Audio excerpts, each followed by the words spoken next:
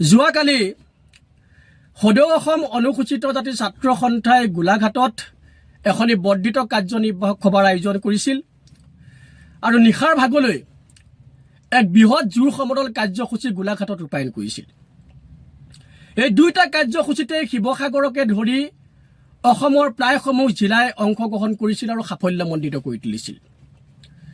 কিন্তু আমি দেখা পালোঁ শিৱসাগৰত হেনো কোনোবা অনুসূচিত জাতি ছাত্ৰ সন্থাই মিয়া খেদা আন্দোলন কৰিছে। এইটো সম্পূৰ্ণৰূপে মিছা, গোকাত মিছা। অনুসূচিত জাতি ছাত্ৰ সন্থাৰ নিজৰে এশএবুৰি সমস্যা। মিয়া যদি বিদেশী হোৱাৰ কাৰণে হিমন্ত বিশ্ব শৰ্মা চৰকাৰখনে কষ্ট দিছে, তেনেহ'লে অনুসূচিত জাতিৰ লোকসকলক কিহৰ কাৰণে কষ্ট দিছে? কিহৰ কাৰণে অনুসূচিত জাতিৰ লোকৰ আজিও ভূমিৰ পট্টা নাই?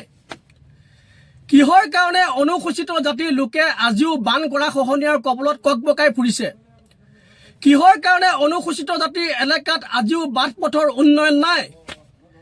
কিহৰ কাৰণে সমগ্ৰ অসমৰ অনুসূচিত জাতিৰ প্ৰতাৰণা হোৱাকৈ ভুৱা জাতিগত প্ৰমাণপত্ৰসমূহ লিগেলাইজ কৰাত এই চৰকাৰখনে সহায় কৰিছে? এশএবুৰি সমস্যা অনুসূচিত জাতিৰ লোকসকলৰে আছে। এই মিয়া নামৰ নেৰেটিভটোৰ কথা চিন্তা কৰিবলৈ আমাৰ সময়েই নাই।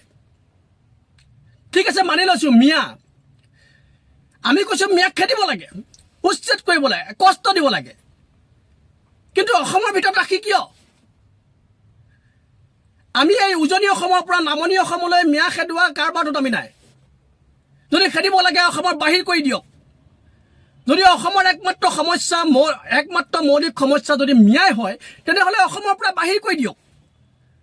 উজনি অসমৰ পৰা নামনি অসমলৈ খেদাটো কথাটো কেনেকুৱা ধৰণৰ এটা কথা? নামনি অসমখন কিন্তু অসমৰ ভিতৰত নপৰে নেকি? নামনি অসমখনৰ কাৰণে মুখ্যমন্ত্ৰী হিমন্ত বিশ্ব শৰ্মা নহয় নেকি? এনে দেখোন হিমন্ত বিশ্ব শৰ্মা এজন প্ৰতাপী মুখ্যমন্ত্ৰী।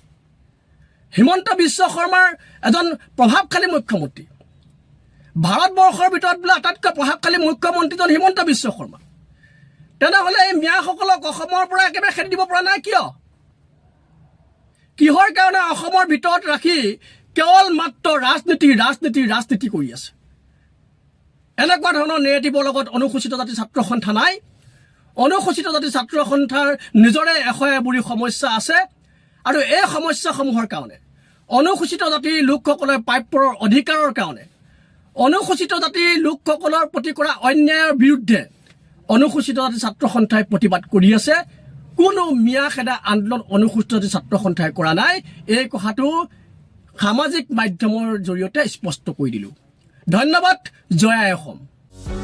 যিকোনো খবৰৰ বাবে যোগাযোগ কৰক আমাৰ এই নম্বৰত 9181 307 221।